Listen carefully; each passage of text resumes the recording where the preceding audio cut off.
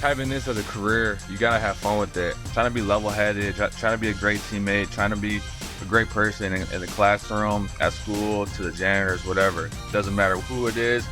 Just always remain humble and just, at the end of the day, everything's gonna work out. I mean, that's my motto. Just keep showing up to work, just because you never know who's watching. I know my agent was like, people that go to Australia, like, they never want to come back. I'm always up for a challenge. Welcome back to the Huddle, everybody. And as you know, we love fresh faces in the NBL. And even more so, we love when they're absolute buckets. And that's what we've seen so far in this NBL season from my next guest. From the South East Melbourne Phoenix, Matt Hurt. It's been a lot of fun to watch you, Matt. Thank you for joining me. And my first question is, how are you enjoying Australia? I love it. I've been here for about 2 months now, and I think just kind of settling in. Obviously, South East Melbourne. Melbourne as a city is a great city just to be overall in. Just kind of got some of the views yesterday with me and my girlfriend. So I think just being here and just being a part of the culture and just having fun with my teammates. I mean, my teammates are great guys. They're great to be around off the court. So just experiencing this is definitely different, and not everybody gets to do this. So I'm just having this as a blessing for me, and I'm excited just to keep living here. When Australia pops up as a potential place for you to continue your professional career, is it hard not to think of just what you can do on the court when you think of the country and you say going to see things and you start Googling and maybe you knew more about Australia, obviously your connection with Jack White at Duke, which we'll talk about, but do you start looking up certain things you want to see during your time here? Yeah, I mean, I think obviously the beach is about 20 minutes away from me. So I mean, if you're by a beach, any person, it's really cool just to have that opportunity to go there whenever you want, really. But obviously, it's different from America just because our winter is summer here. So I think I'm gonna get really used to that, and hopefully in a month or two, it gets a little warm here, and I'm excited. Obviously, went to the zoo the other day, gonna go feed some kangaroos maybe later today. So I think just being a part of it and just having fun with it. I mean, not many people in the world get to experience this lifestyle, and I'm just blessed that I can be one of them. So, well, Melbourne it's home to some of the best coffee in the world. Are you a coffee drinker, Matt? I'm a coffee drinker. Yep. So how have you found it? I mean, obviously it's night and day from America. So I'm really excited, and I just try to have one a day, not try to have too much, but have one a day, and I'll just go from there. Well, it is hard, again, with how good it is. So if you're considering you're still doing one a day, I think you're going very well, because I'd be a lot more than that, especially if you're coming from America. I do want to start this off because we are going to pick apart your life. We want to talk about you growing up in Minnesota. But in terms of the way you've performed on the floor yourself, I've got a bit of a bone to pick with you, Matt, from the Blitz days. And we were chatting in the media day back in the Blitz, and you told me that you didn't celebrate too much on court. You stayed within the moment, but you've given us some pretty fun celebrations already. You're having a bit of fun out there, it looks like. Yeah, I mean, obviously this is my first time over here, and obviously the league is great. The NBL is, probably one of the best leagues in the world. And just being out here and just having some great teammates, having some great coaches, just to have my back out there, it's really exciting. I think having this as a career, you got to have fun with it. Sometimes you can't just, go through the motions every day and just playing basketball, just, up and down every day. So I think just having some emotion, just having some fun with it. That's what kind of gets me going, especially I like when people, kind of talk a little bit of trash, just because it kind of gets me going. And it's fun just because, at the end of the day, we're just hooping, and that's what I love to do. And there's no better way to hooping is, little talk some trash and, go back and forth. One person goes at me, I'll go right back at them, and it's just fun. So I'm excited just to try to keep doing. Hopefully try to get a win soon and go from there. We love seeing it as well, so we want you to continue that as well. And maybe that's a note for the rest of the league. Like, they can talk trash at their own peril, but it's coming back in a bucket form from Matt Hurt. I talked about growing up in Minnesota. Give us a little bit of a snapshot into your childhood and what it was like. Yeah, obviously Minnesota. I think Minnesota basketball in general is very underrated in America. I thought growing up, the talent we had in Minnesota was great, especially when I was growing up in the high school, middle school ages. And I think it's perfect. Like, obviously it's gonna get the bad rep of like oh, the winter's terrible. It's freezing over there. But if you come during the fall, the spring, and the summer, the 3 other seasons, it's a great place to be. Especially summer. Obviously, we have so many lakes. You can be on the lakes whenever you want. Um, and just having that, and just having great people around there. The people is great up there. I think just living up there, and having my dad as my coach growing up, it really helped me become a better player. And I'm fortunate enough to have some really good coaches growing up, so they kind of helped me make the person who I am today. The Minnesota winters, I'm glad you brought that up because as someone who got to experience that when I was in college, it is definitely an experience. And again, you talk about summer, how it is, and Melbourne winters, they're not fun, but they're normally wet and cold. But Minnesota was something a little different. What was it like navigating through the winter months, especially? And especially, I guess, basketball was an indoor sport, but I'm sure there was other things you would like to do outside. Yeah, I mean, the winter is obviously crazy. Obviously, you got to have 2, 3 layers of clothing on, even though that's very tough. But I think, it's only a couple months. I mean, we have a lot of snow days. I mean, obviously, you're in high school, you're in middle school. School is like, like I like school, but I'm there for basketball. And I think just, having a chance of snow days during the winter, whether it's, 5 to 6 inches of snow on the ground, wake up every morning to text or Yeah. text your parents, be like, oh, there's no school today. Everyone get to sleep in. Don't miss those texts at all. And yeah, I mean, it's only for a couple months. It's really cold, but I feel like the other 9 months or so, it's pretty great up there. It is for sure. And you talk about your parents and where your basketball journey began. They both played basketball themselves. Do you remember how the hoops journey really began? Do you remember that childhood memory where it also became a real possibility you could be a professional one day? Yeah. So growing up, I played baseball, I played soccer, and I played football. Basketball was not actually. I didn't like basketball the most. I really enjoyed baseball, and I really enjoyed football. And I think baseball was probably my best sport I was at. But I think basketball, I kind of knew, kind of like late elementary school, early middle school. I always played a grade up because I had a lot of friends playing basketball as well. So I played up like a year, kind of growing up from middle school and going into high school. And I think just realizing just like how dominant I was, especially playing a year up against, my friends and other people from other schools, stuff like that. That's when I kind of realized, okay, I could be kind of good at this. And obviously, I left baseball and football and soccer in the dust, so I kind of just focused on basketball, and I don't think I made a bad decision there. No, you didn't. And again, we're glad you did that because we get to see you here in the NBL and doing what you do best. Baseball, it seems like a lot of Americans always get into baseball at some point in their childhood. But for you to say how much you really enjoyed it, I also am assuming, are you a Twins man? I'm a Twins man, correct? Yes, sir. So at what point when you're playing baseball it becomes more than just that childhood hobby where everybody's out the back and maybe it's with dad, maybe it's at high school where you're thinking, okay, this is actually real fun. I wouldn't mind getting into this in the future. Yeah, I mean, I think baseball, that it's a sport that you have to spend a lot of time in. Like, I just remember like just growing up, and you got to be at the field 3 hours before the game. Everyone's has their own routine, stuff like that.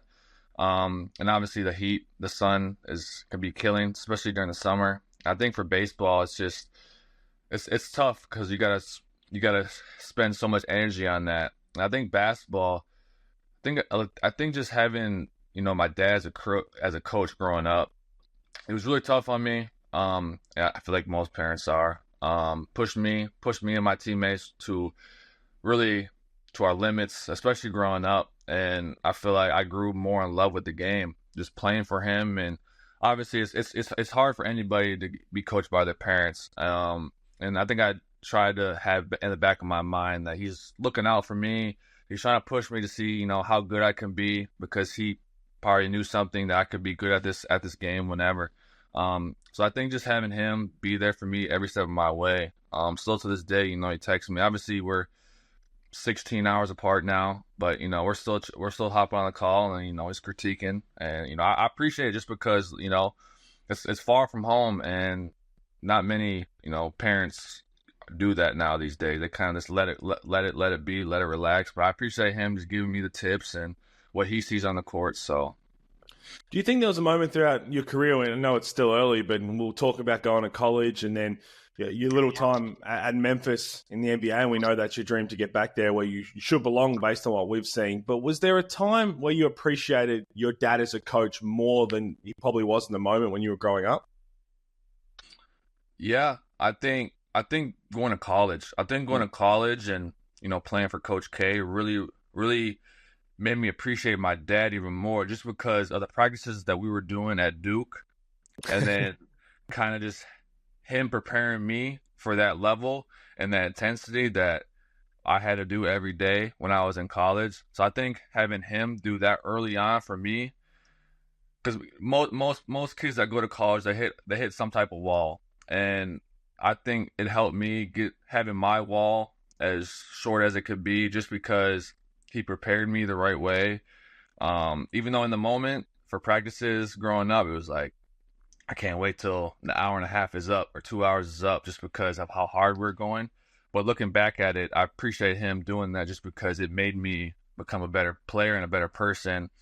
Knowing going to college and then even in the NBA, that these practices about the same, as hard, but like it's the way he did it and the way he was about it, and it just, I mean, prepared me to be a better player. So I've read somewhere, and it was actually, I think it was an interview with your parents. Is it true that you got your first college offer when you were in the 8th grade?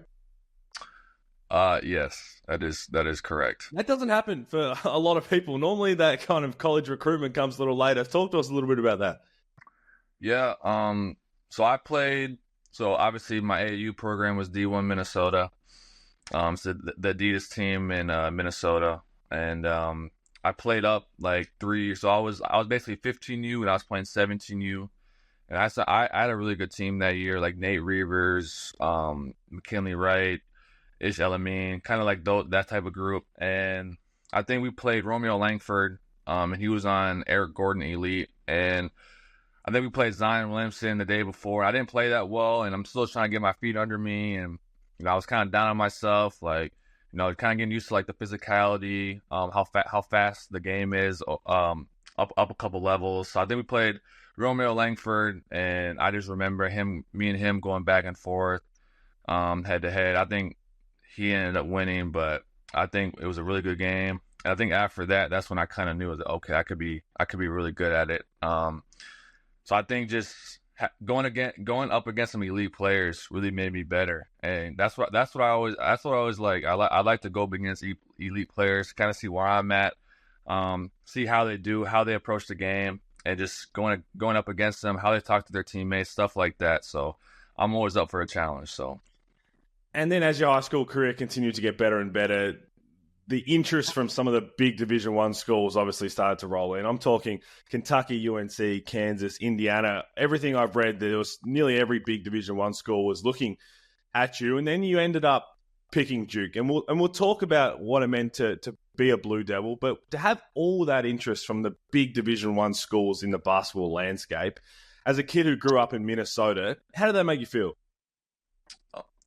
It made me feel good. Obviously, just seeing them on TV, like the night before on Monday Night Basketball, and then they're at my high school the next day or the next couple of days after that. I mean, it's kind of surreal feeling just seeing all these legendary coaches come in and out. But I think for me, just having like a level-headed, just staying humble, just because not many people get to do this. So I think just living in the moment and just being there with my high school teammates. Don't try to be above everyone else just because I'm having all these great coaches come in and see me. Just trying to be level-headed, trying to be a great teammate, trying to be a great person in the classroom, at school, to the janitors, whatever. Doesn't matter who it is.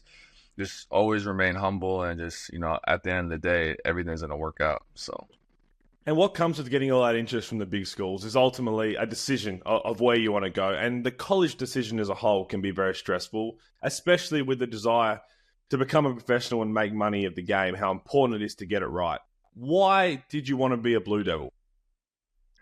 I think just the relationship that I had with Coach K. Obviously, he's the best coach in my opinion of all time. And I think Coach Shire as well. He's the head coach now. He's kind of the main recruiter. Just having their relationship with those guys, and also I think probably the final straw. I mean, I had great relationships with with those coaches. But I think having Trey Jones come back for his sophomore year, because he's from Minnesota. Um, he was a year older than me. Obviously, coming back, play with Zion. He was coming back, point guard. Obviously, my position, you need a really good point guard, really good floor setter, stuff like that. So I think that was kind of the final straw of like, okay, like I could really see myself in their system, and having a great point guard like Trey Jones really kind of was the final straw for me. Tell us a little bit about when you first arrived on campus then, because for a lot of college fans or basketball fans, we see Duke on the front of the jersey. We see them playing in Cameron Indoor. We see the crazies. We understand it all from a distance. We see people tense up outside before games against UNC. Was there a moment when you first arrived at campus where it hit you of like, this Blue Devils fraternity, this Duke fraternity is real? Yeah, I think so.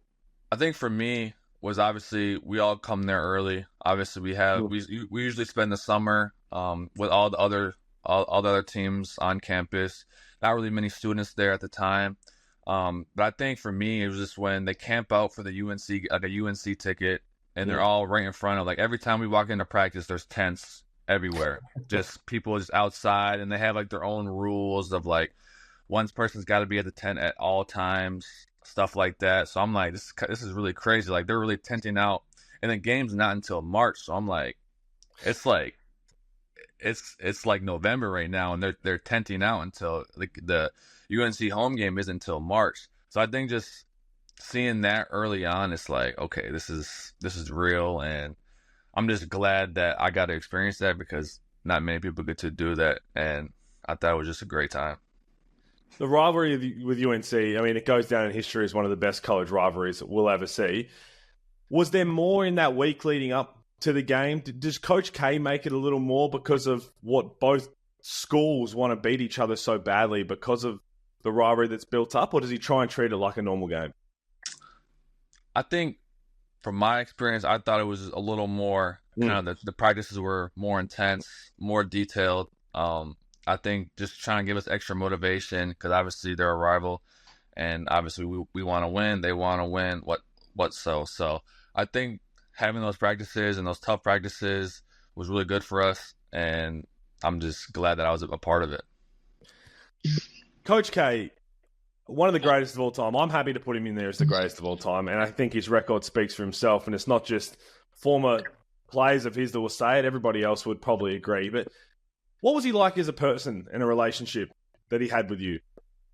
He was great. Obviously he's gonna try and push you every single day, whether it's, in practice, whether it's via his words, via his actions. And I can always respect those coaches because they want what's best out of you. So whatever he says, I mean, he's gone through multiple experiences with other people, better players than I have. So I think just listening to him and just figuring out what he wants from me is really helpful. But for me as a person, I loved him just because he was always real. And obviously there's a lot of fake in this industry. People tell people what they want to hear instead of what they need to hear. And he was always a person that tells you what you need to hear, whether you like it or not. It doesn't matter. So I could always appreciate that, and I'm always grateful that I had the opportunity to play for him. Well, one of your rivals now from the Phoenix, Jack White, on the other side, was your teammate at Duke, and he talks about how Coach K, he still, whether he keeps in touch with players all the time, but he still watches where all his former players are playing and how they're doing, to know that the GOAT in his status continues to see every single player and what they're achieving in their career. How does that make you feel? I mean, it feels great. I mean, he'll text me here and there and be like, hey, great game the other day, stuff like that. So just having that type of person with all the players he's coached, whether it's Team USA, whether it's high-level NBA Duke players, and he's still watching games from afar, even though he's out of coaching now. It makes you feel great, and it makes you even feel even more confident. Just because if you have the best coach of all time, in my opinion, watching you and giving you compliments, it's only going to give you confidence wherever you are. So I think it's just great to always get a text from him, get a random call from him, because he still checks up on, especially me. I think just appreciated him just because my time at Duke, COVID was a time, so it was very tough. No fans my second year, so I think just having him just be there for me, I appreciate it a lot. Tell us an interesting story about Coach K, maybe practice-wise. Because when I was in college, it was big on ESPN. I can't remember the loss. I want to say it was to Miami. But there was all reports that when the players landed at Duke, went straight to the practice floor at 1 a.m. and had to practice after a poor loss. One, would that have happened in the Coach K era? Or is there something else that stood out where you could say, look, this is how Coach K got it done? Yeah, I heard that story as well. But having the experience with them, I could see that's true for sure. He's he's crazy, but you have to be crazy to be good at that level, and to be the person who he is. He has to be crazy. So, I don't really have any crazy stories like that because we were pretty good. Obviously, my couple years at Duke. But obviously he's gonna try to push any buttons he can to make you a better player and a better person. So I think all them stories I would say are probably true. So. Well, I think I saw another story that he remembers everybody's birthday, whether it's player on the staff and coaches. Is that true? That is correct. Yep. Manager, it doesn't matter who it is. He's gonna be probably one of the first people to text me on my birthday for sure. He always is. So. I mean, that speaks to who he is. And again, the level of crazy, I think, is a term endearment because this is what you have to do to be at the level with players coming in and out. You mentioned your college career impacted by COVID. It's crazy to look back and think now of everything the world went through, but particularly as you were striving to be the best player you could be and the way that it all ended. Talk to us through a bit how crazy it was in that moment. Yeah. So my first year, we were at the ACC tournament. And it was in Greensboro, North Carolina, getting ready for the ACC tournament. I believe we were about to play North Carolina State. And I think that was when the Rudy Gobert started touching all like the microphones. And then the night before we were supposed to play, they suspended the NBA season. And then obviously going the next morning, we were going to play mid-afternoon. And then we saw like all like the tournaments kind of canceling their tournaments, and so we all went back to Durham, and obviously the NCAA tournament got shut down as well. And then I got sent home back to Minnesota in March, and I was in Minnesota from March until late August. And usually you're back by early June for like summer workouts, but obviously COVID was a thing, and just being back at home, I think really helped me because I think my freshman year I was all right. I was kind of more on like the skinnier side of coming out of high school, stuff like that. So I think my superintendent at my high school, or the schools that I went to growing up, really unlocked the gym for me, and I was able to work out every day during COVID. And I had a trainer. And we were doing Zooms. He was at half court. Obviously, I had one AirPod in, and he was telling me, the drill, stuff like that. So doing that every day from the first week of April until end of August, really, I feel like was a really big moment for my career, just because like I added so much to my game from those 3-4 months just working out every day during COVID. And I couldn't be more thankful for him, especially just putting all that time in me during COVID. And he's, in his house back in Chicago, just work, in his living room, just talking me through drill, stuff like that. So I feel like that was a really big step for me. And then obviously my second year, no fans, was kind of crazy. Just the way like we were getting COVID tested every day, coming in for breakfast every morning, got to get COVID tested. It was definitely crazy, but I might sound a little crazy here. I'm kind of glad I experienced that, just because it put things in perspective, especially playing at a high level that not many people get to, do these days, and just putting that into perspective of how, there's no fans, there's family members can't come to home games, stuff like that. So just having appreciation of the game really made a big impact for me during those COVID years, especially. So.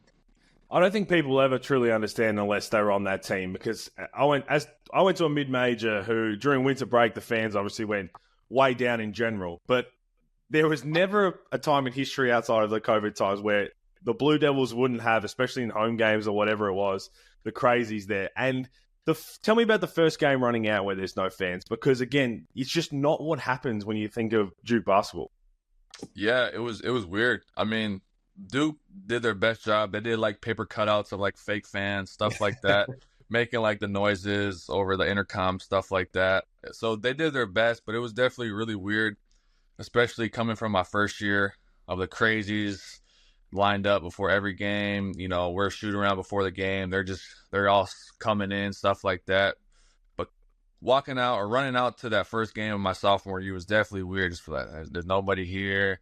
Energy's low, so we all had to create our own energy. But it was definitely weird, and I'm glad nobody else has to go through that again. Hopefully, so.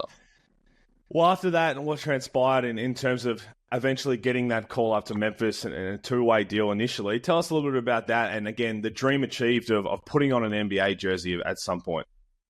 Yeah, obviously Memphis, is a great organization. They really ran well from top to bottom. Obviously they gave me a really big opportunity. My first year I tore my meniscus, played about 5 games or so, tore my meniscus, was out for the rest of the season. Then obviously coming back after their year, they gave me another opportunity to come out and play. So I'm just always grateful for Memphis, just because coming off injuries, not many guys get another opportunity with the same team, stuff like that. And I think just I had to keep working, just keep showing up to work. I mean, that's my motto. Just keep showing up to work, just because you never know who's watching. Just daily percent, just getting better each day. And I'm just very grateful for my time in Memphis. From the time Memphis obviously led you to the South East Melbourne Phoenix now, and you mentioned how important your family's been throughout your career. Are they going to come out and see any games? They're going to jump on the plane? Yeah, they're gonna come out in January, so I think it's like prime summer. So they're gonna enjoy it. So I got my brothers coming in next month for Thanksgiving. So I'm just glad that we get some. I'm kind of been lonely out here a little bit, but having some people come and visit isn't too bad at all.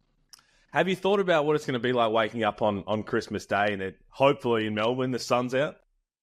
It's gonna be crazy. I'm gonna step outside and it's gonna be like shorts, t-shirt. Like I'm just not used to that, because I'm usually back home for Christmas every year, and not seeing no snow on the ground is gonna be weird. Not gonna be chilly outside. It's gonna be weird, but maybe I can get around to golfing and have a good day for sure.